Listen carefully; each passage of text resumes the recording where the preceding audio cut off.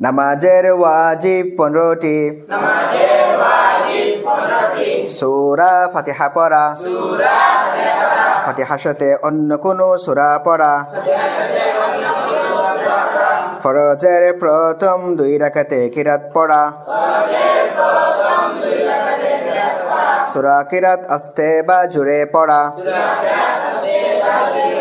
রুকুতে দেরি করা, রুকু থেকে দাঁড়িয়ে দেরি করা, সাজদায় দেরি করা, 2 সাজদার মাঝখানে বসে দেরি করা, মধ্যবর্তী বৈঠক,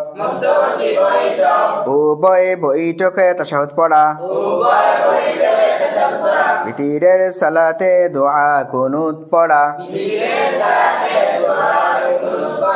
ঈদের সালাতে অতিরিক্ত তাকবীর দেওয়া,